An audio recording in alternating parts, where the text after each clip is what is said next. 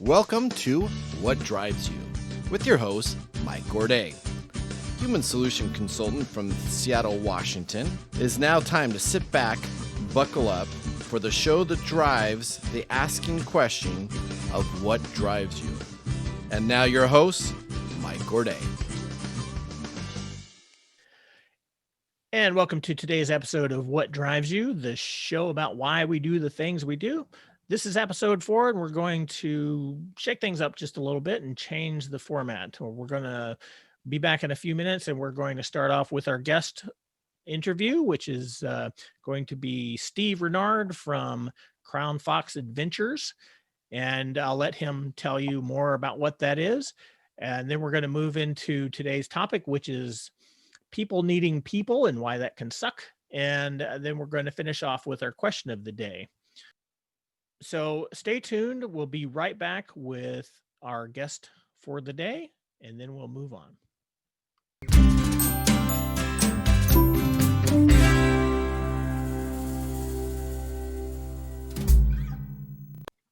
Welcome to What Drives You, the interview. Today we're talking with Steve Renard of crownfoxadventures.com. Hi, Steve. How are you doing today? I'm good, Mike. How are you doing?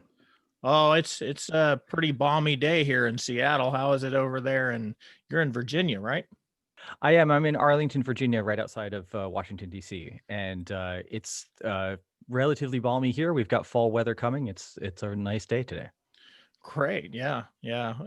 We have been suffering a lot from the smoke from down south of us, but today it seems pretty nice. Oh, that's good. That's good. It's cleared out a little bit. Yeah, it's great.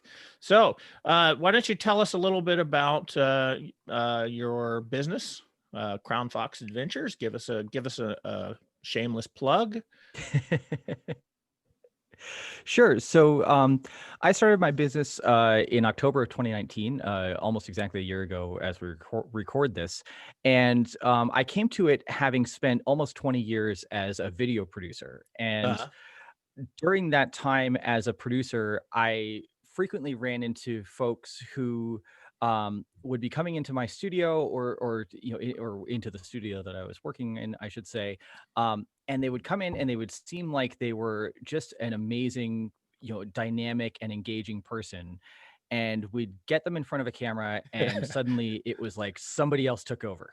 Yeah. And stage fright. They would freeze up or whatever the situation was. And they would say, oh no, I'm not suffering from stage fright. But it's like, obviously they were suffering from stage fright. Right. And there were a number of sort of tricks that I learned along the way as a young producer to get people through that situation. And to get the material that we needed. And we would always get the material that we needed, but we would almost never get the best version of that material that we could get. I always felt like there was more that we could do there. And there was more that we could do in terms of that person connecting with the audience and having that human connection between people, and just in that person showing up more as a human being to the audience, because that's such a big part of that connection. And so I started to think about what we could do about that, and thought about it, in terms of my own experience with psychology. In my own experience, I ran into something called internal family systems, or IFS, where we it's basically like there's different parts of our own personalities that show up in different situations and respond to different situations in different ways. Yes. And I started to use some of that language with people and found that not only did we get better material from them when they got a little bit of coaching that way, but also they had something to build on for the next session. When you use the old tricks, a lot of times it would get them through that session, and then the next time they came into the studio, they'd be back at square one. If you worked through it with them a little bit, I should say, they had something to build on there. And so that's really what I wanted to do when I left my full-time job. So I decided to start my business working on this, and I've been doing it for about a year, coaching some clients, I'm working right now on getting some larger contracts to do work with some different executive teams, where we do a workshop with a whole executive team together, as well as working on an online course that would be a little more accessible to other people too. All right. So That's can I? that's the That's long the short version. that's the long short. Can I assume then that's your passion, or do you have something else that you're very passionate about that you would like to talk about today? Yeah, I mean, my passion is really about helping people in whatever circumstance we need to help them in. Mhm. And so, I'm, with my background in video production, I have all sorts of tools and sort of books on my shelf that I can pull down, and as I work with somebody, I can say, oh, we can help you in this way, or we can help you in this way, in this particular context. So my passion is really about helping people. I have plenty of other passions, but that's the one that I'm most excited about. Okay. So what drives that? Do you think what drives the passion to either help people out, or the technology that you want to use to help people out? What drives you? So, I mean, what drives me in some ways, it's my own experiences, getting in front of a camera or getting in front of an audience Mhm. and stumbling. um, but I also have, I have a background as a performer. I was a musician in middle school and high school, Okay. as well as in college. That's I was exciting. yeah, I mean, so I was an instrumental musician in high school. I was a vocal musician in college, and majored in music theory and composition. And it's always been interesting, this sense that you get of connection to the audience when you're up on stage, to me. Mhm. And so when I graduated from college and I got into video production, there's not that same sense of connection when you're standing in front of a camera. But if you can build that sense of connection, that's what really um creates, a sense of humanity in yourself, if you're the one who's there. And so I got really interested in that. um and what, I'm just trying to put words to what exactly drives me about that. I think what drives me is really, I mean, we're all people, we're all humans. and Yes, we are. and Some of us we don't want to be, and but that's right. Um, and and if and a big thing that I see in the world right now is there are so many things pushing us to see other people as less human than we are. Mhm. And so, if there's anything that I can do to help people connect with each other and have a greater sense of other people's humanity, that's what I want to do. Yeah, you mentioned that. That's negative outgroup stereotyping is what you're talking Okay. about, was when we look at other people and we put them in categories Yeah. beneath Yeah. us. So Yeah, and I'm certainly, I don't want to, pretend like I'm up on my soapbox or anything about it. I'm just as guilty of doing that as anybody else. we all are. We all do it. But It's a natural function of our yeah, brain. That's the yeah, problem with some of this stuff, is that our brains are naturally wired to do certain things, and it's our consciousness that changes that and influences that. yeah, And when we don't pay yeah, attention, we just automatically start doing things. So yeah. all right. So, I read a little bit about what you do on your website, Crown Fox Adventures, and Hmm. it's about storytelling. And Hmm. is that part and parcel to the getting in front of the camera thing, or is that just your Yeah, package? yeah, it's part and parcel to it, because so much of if I'm getting up in front of an audience, whether it's something like this where we're here, and there's just a camera looking at me and I'm mostly looking at the camera and can't even see you. Right. um you know or if I'm getting up in front of a stage with 2,000 people in a room, if I'm not telling a good story, there's not going to be a sense of connection there. And I have my own ideas about why that might be. I mean, I think a lot of it has to do with the way we relate to spoken communication versus written communication. Hmm. Written communication, we can deal with as regular data, just like look at the data and like and sort of tease out a story for ourselves. But whereas if we're speaking to people, there has to be some structure there to kind of get inside the audience's head and give them a point of reference to work with. And that's really where storytelling comes in, and giving some structure to the information that that you're giving to people. So that's something that I work on with people, is how to tell a good story, because that builds that connection. Okay. Awesome. That sounds great. And I totally wish you some more success there with that, because storytelling is a huge thing. One of the things that I do like to ask my guests is if they have a question about human behavior that maybe I can answer today or maybe on a different show. Have you ever watched somebody do something and wondered, well, why are they doing that? Do you have a question for us?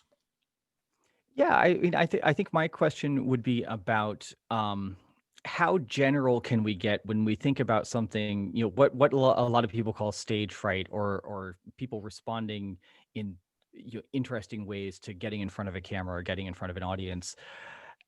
Does that all go back to the same level for everybody, or is it more likely that each person has their own experience, or is it a little bit of both? Uh, I would say it's a little bit of both, because you're talking about a primal instinct and then the representative behaviors that occur because of it, if that makes sense. Okay. When somebody steps in front of a camera, one of our biggest fears in life is being rejected by other people. So when we're stepping in front of a camera, we automatically get that fear of judgment. Hmm. And when Hmm. that happens, it activates our survival brain, and then we start losing executive function, meaning the fear starts to take over, and we want to be reactive instead of proactive, and Uh, we start losing the ability to have finer, detailed thinking abilities, and that comes from okay. our Yeah. our prefrontal cortex up here in the front part of our brain. Yeah. Uh, Yeah. so uh, when those folks step in front of the camera or get up on stage, they're automatically reverting to a survival instinct, and that takes away a lot of our more finer, detailed work. So how do we take care of that? Well, one of the best ways is simply desensitizing, and that's putting yourself up Mm. there, going through the pain, and this is hard. This is one of the hardest things, going through the pain of that perceived rejection Mhm. and performance, and starting to coach yourself with your conscious mind that uh, it's okay, this is fine, this is okay, I'm not getting hurt, and I'm not getting Yeah. terribly judged or whatever. So that's one way of generalizing this, because it's the same Yeah. fear.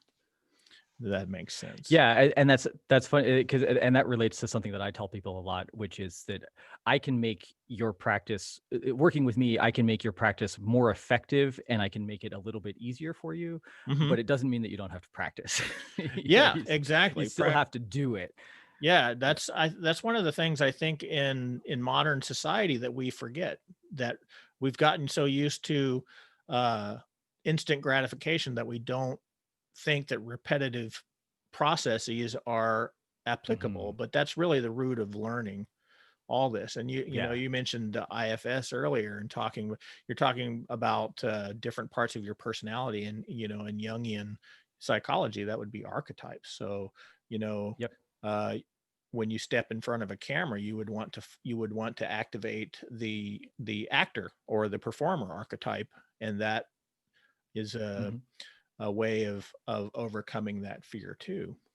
That's Yeah. a Yeah. acting as if. I don't know if you've ever heard of that uh, concept, acting as if. That's an Adlerian concept. I don't know if I'm familiar with that one. I'll have to look it up, Well, okay. or go ahead and tell me a little bit about it. Acting as if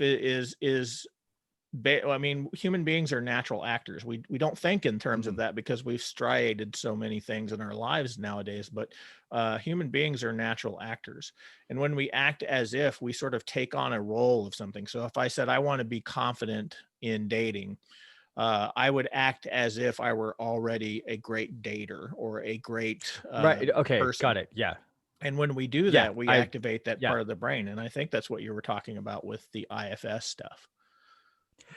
Yeah, yeah, a little bit. It's a little bit of that. It's finding it, and IFS is more, recognizes sort of a broader spectrum than a Jungian sort of archetype would Right. necessarily.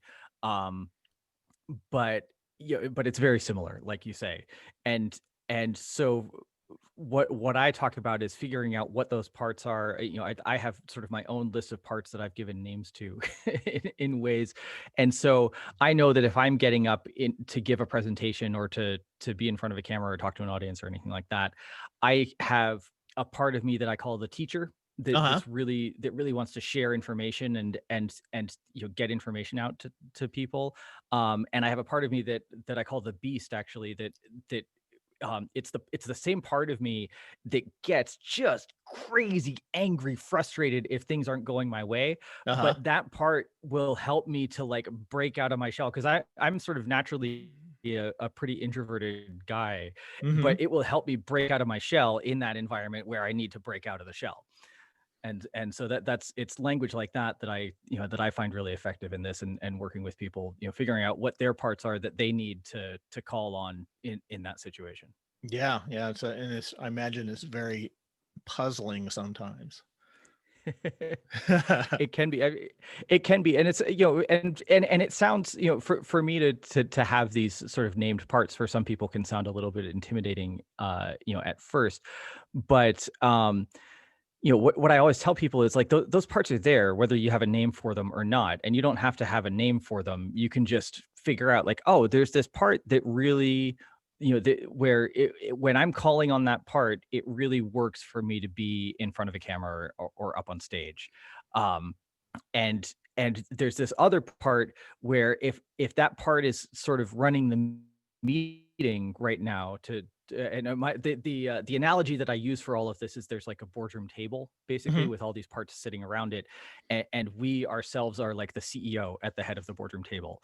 And if we call on the wrong part to run the meeting, then then it doesn't work. But if we make sure that we're calling on the right part to run the meeting, then it goes really well. And it's about figuring out, okay, what part do I need to be calling on here, and how am I going to make that work? Right, and locking that one in.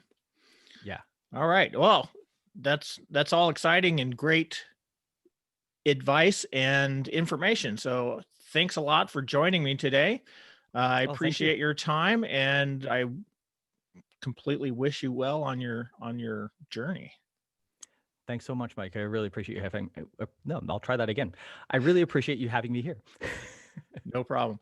So Thanks. sometimes that teacher part can talk too quickly. Yeah, yeah, I know. I've experienced the same thing. All right. So thanks again, and we'll be right back with our next segment. Stay tuned. I'm going to have some coffee.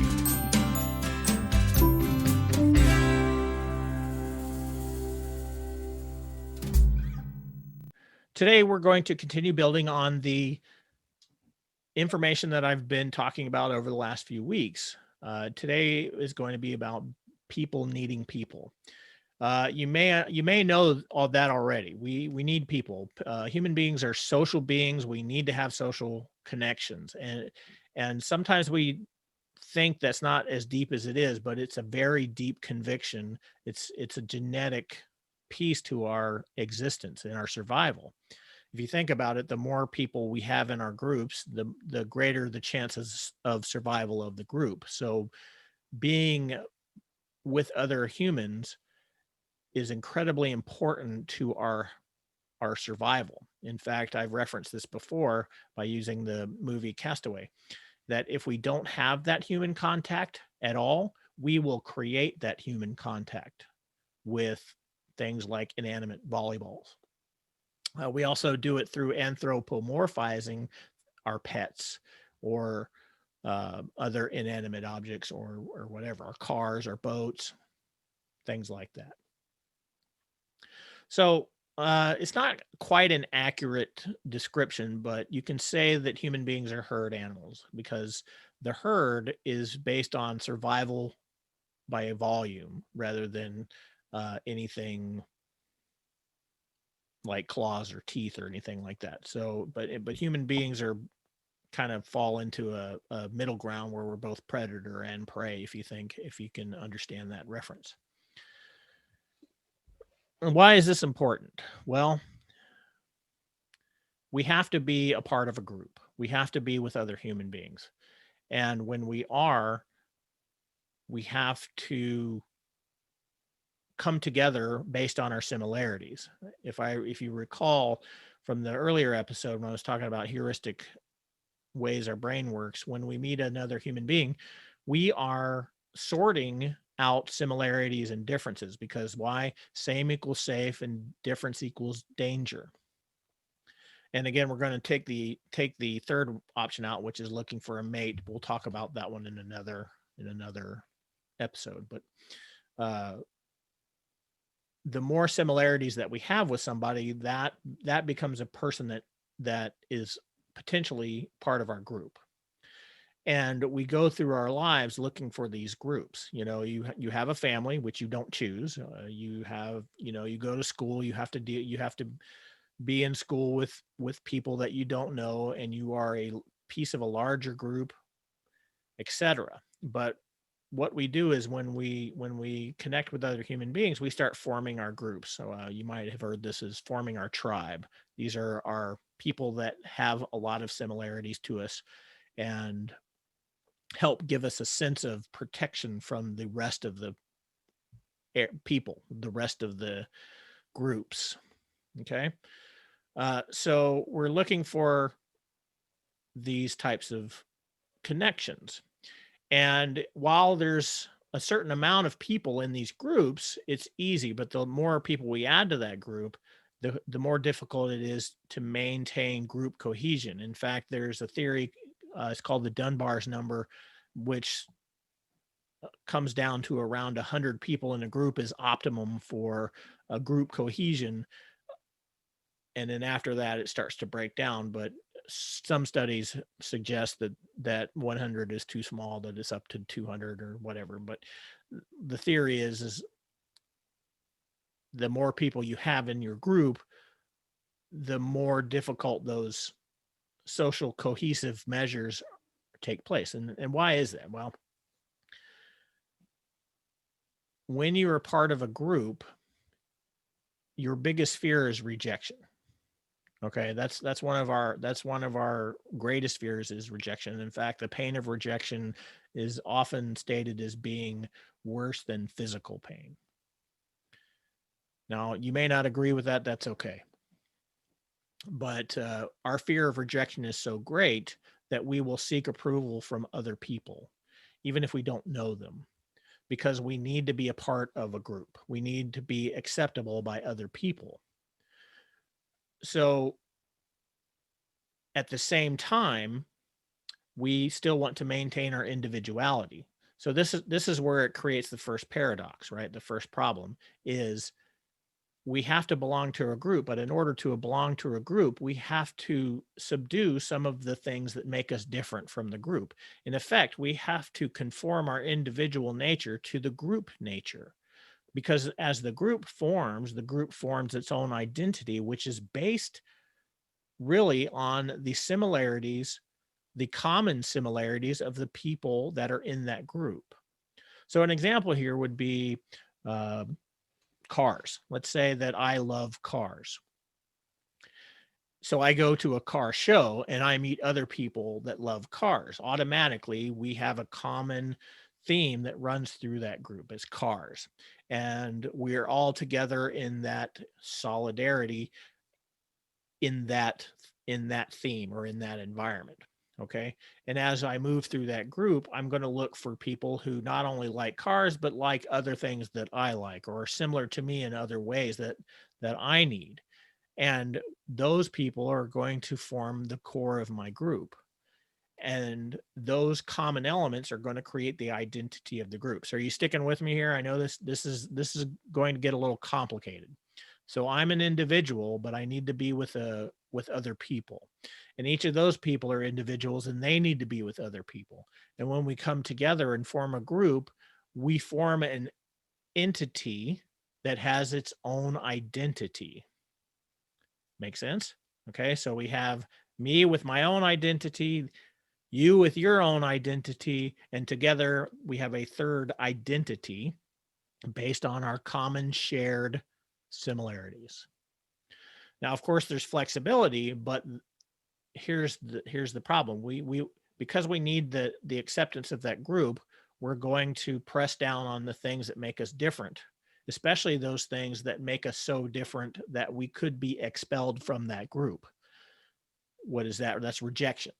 So in order to belong to the group, we're going to take pieces of ourselves and hide it. We're going to suppress our own individuality in certain ways in order to hide ourselves within that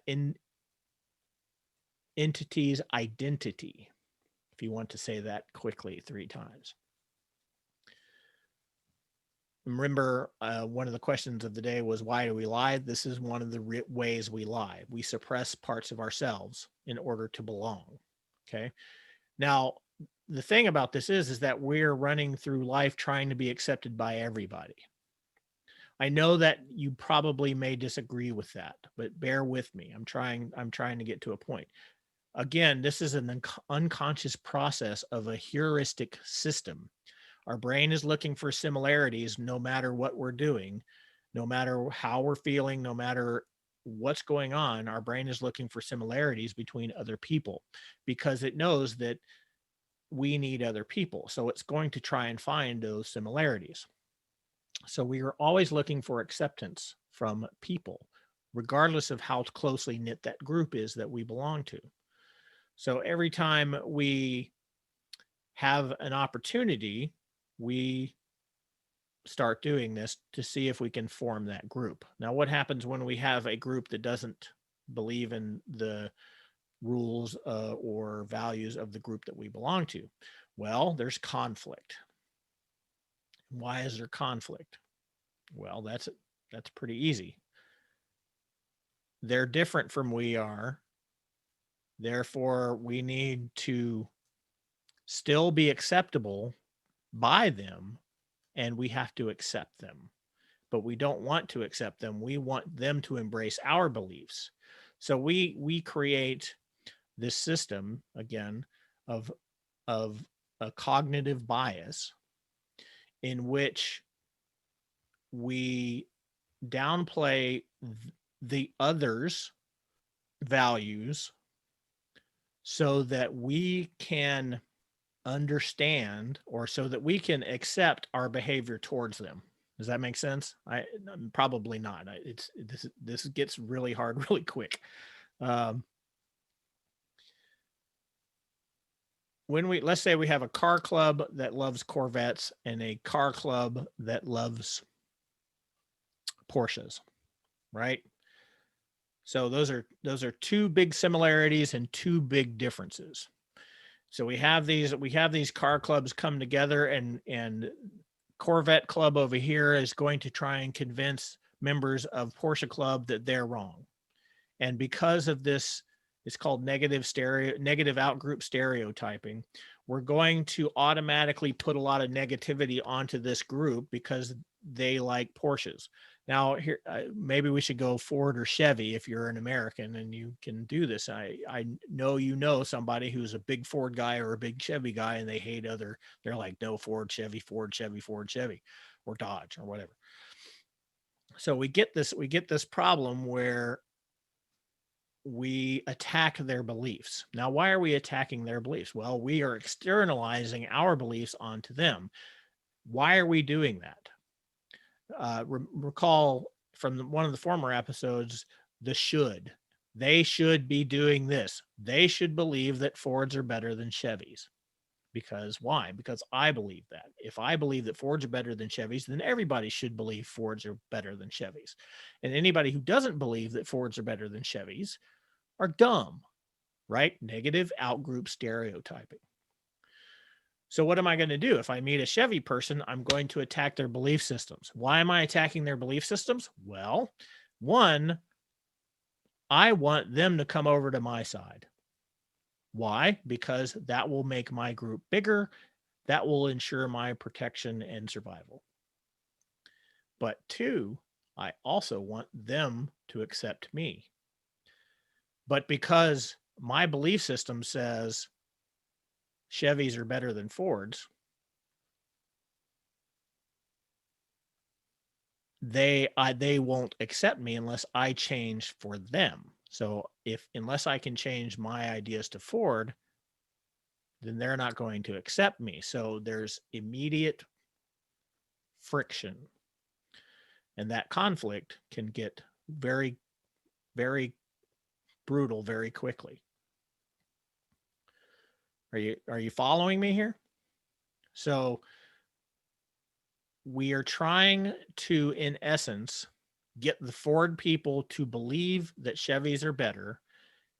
And what we tend to do is that if they don't agree with us from a very simple standpoint, hey, you may not know this, but Chevys are better than Fords. No way, Fords are better. We get angry and we start to belittle them, or we basically start to punish them. This is how group mechanics work. We punish differences and we reward similarities. So we start to punish the Ford person. If we're Chevy people, I think I switched at some point. I was a Ford person, now I'm a Chevy person, right?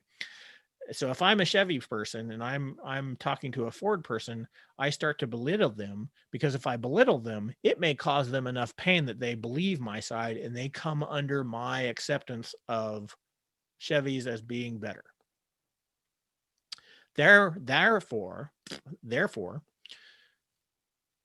they will gain my acceptance and I will get acceptance from them. You following me? So if they accept me because they have accepted my belief, then I now can accept them. Truly, that's kind of the push-pull that we see when we see groups colliding with each other and facing off, because their emotions go up, and we tend to look at that as rejecting each other. Well, it is. It's a form of rejection called punishment. True rejection is when we have no feeling about it whatsoever and we walk away and we dismiss them. True rejection is me going forward, whatever, and then I walk away. I'm not interested in that person or his beliefs or her beliefs or whoever's beliefs that is. That's true rejection. But we don't respond. We respond more to certain emotional responses generally. So then we get this. And instead of being car fanatics that can be together, we are now car fanatics that are apart because we have a gulf between us because of an American-made system of car manufacturing. So that's, again, I'm trying not to oversimplify this, but that is essentially what's going on. And it's really difficult. Now, the second thing that's going on within a group is that when you belong to a group, there's jockeying for position in the group. We are also hierarchical animals. We have pecking orders. The people in the group are generally following leaders who are the best representatives of the common similarities of the group identity. And somewhere when we enter that group, we're going to find our place among those people based on our similarities with the people in that group. The more differences we have, the more we're going to separate ourselves from other people. So you tend to see groups, and these are tight-knit groups. You tend to see tight-knit groups that have strong core members, and then spinning off are the people who have less and less similarities, until you have on the outside, you have the outliers. Now, the outliers are people who they don't necessarily belong fully to the group, but they have done nothing to be fully rejected by the group. And this is where we get some of these outlying countercultural groups that we see in large groups like a school setting. So we have, and this is clique behavior, right? So we have We have the large school setting where there's everybody, they're diverse and have a lot of different belief systems and everything, and then they form cliques. And within those cliques, we have this going on. And then on the outsides of the cliques are the outcasts. Again, it's that negative stereotyping. Now, I just brought up another complicating thing here is that you don't just belong to one group. You belong to many groups, and each of those groups have their own identities. And some of the identities of those groups do not agree with the identities of the other groups.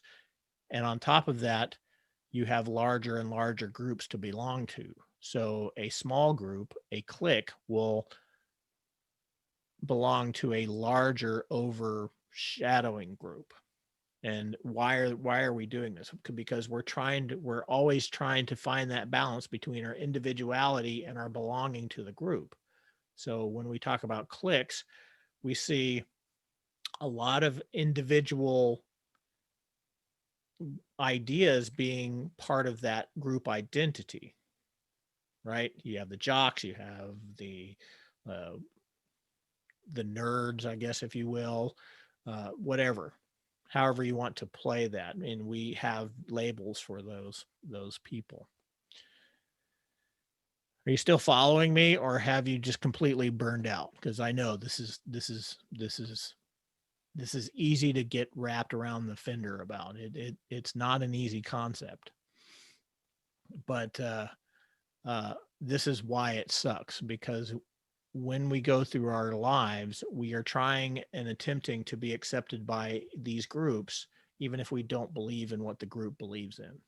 Even if we don't believe that we want to belong to that group, we still want to belong to that group.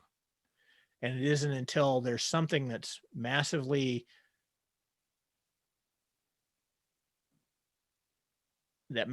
occurs in order to be rejected by that group.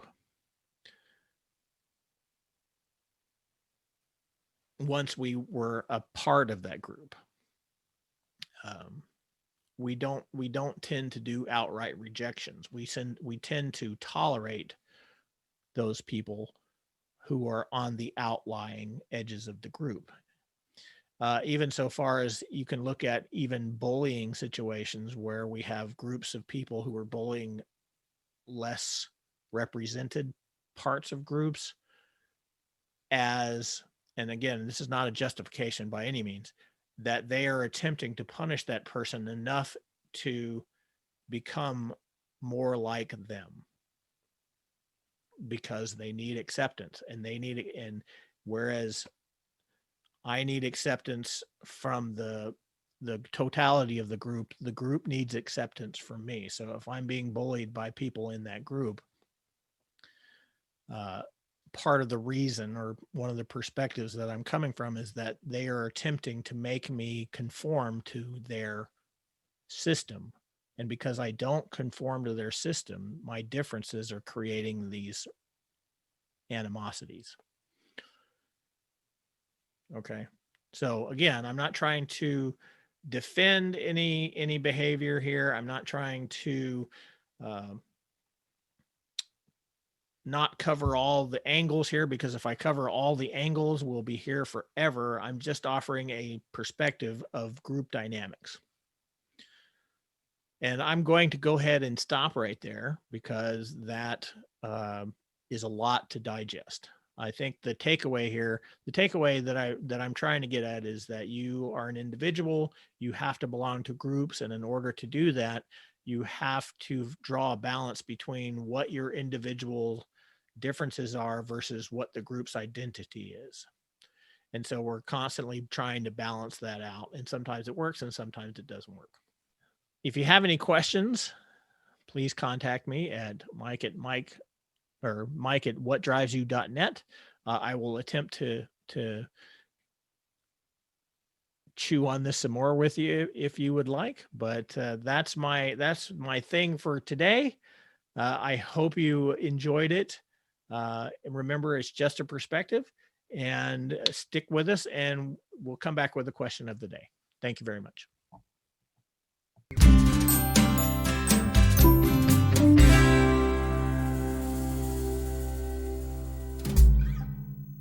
And welcome back to the show. And now it's time for our question of the day. And today's question comes from Kimberly, who was on one of our previous episodes. And she asked about why people engage in activities like jumping out of airplanes or climbing Mount Everest. And I didn't answer it on the program because I wanted to think about it a little bit more because to me, those are two separate things. You have the immediate adrenaline rush, which we call adrenaline junkies, may not be a PC term, but and then we have these other groups of people that do these death-defying stunts by going up into Mount Everest, where death is right around the corner.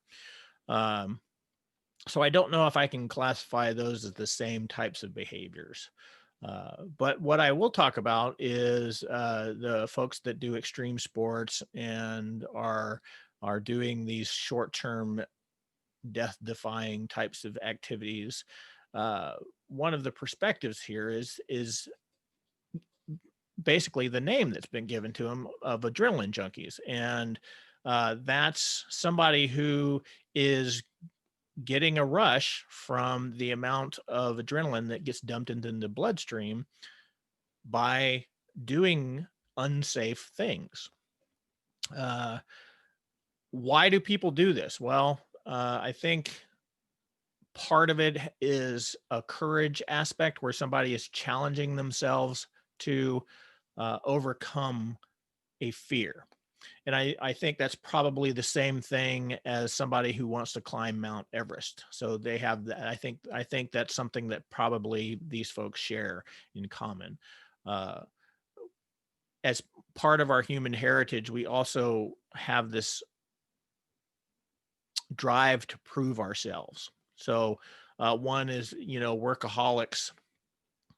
They're trying to prove something. Sometimes they're trying to prove something to a figure in their mental past or emotional past, or it's they're trying to prove something to themselves. And I think these types of things are no different. Somebody usually, the cliche is, why did you climb the mountain? Because it's there. That doesn't necessarily satisfy the reason why we do something, because we have to be rewarded in order to continue to do things.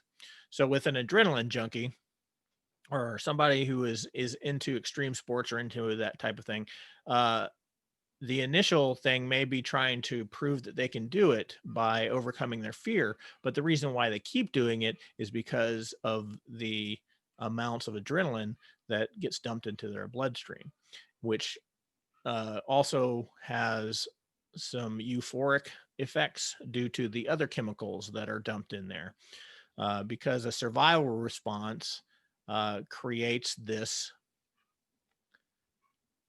system, creates this feeling state. Basically, we're dumping a lot of chemicals into our bloodstream. One is adrenaline or epinephrine, which gets that super excited state and releases sugars and things. Then we have endorphins, which are natural painkillers that are dropped into our system that is very much like morphine. And then we have cortisols, which are, as probably we all know by now, is the stress hormone, which all keeps us going. So when we put ourselves in those states, we're actually, this is almost a natural drug induced state. It's activating the pleasure centers of our brain in ways that creates a pathway to continue doing it.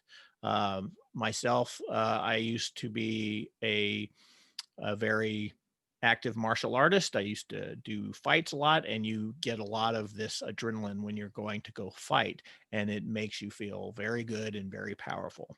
So that's one of the perspectives that somebody who likes to jump out of airplanes, why they do it. Now for the other group, I think there's probably more of a sustaining effort of trying to prove something to either themselves or someone else. They're trying to go the limit of their human endurance, which does trigger these effects. But I think coming from from that perspective, there may be more of the latter than the former, meaning while they have the triggering effects, the overall portion is more likely to be that drive to prove themselves. So they're two different activities, and they are two different responses. One is just more of a, I guess, a long-term sustainable thing. I'm not a climber, so I don't know, but I have done some wall climbing, and I know you can get a serious surge of adrenaline too. But again, my thoughts are that somebody who climbs Mount Everest has more of a need to do it based on other things rather than the hormonal response. So I hope that answers that question adequately. Thank you for joining us. Thanks again to our guest today. Look forward to next week when we will talk about why you're a control freak. So thank you for watching What Drives You, and have a great week. Bye-bye.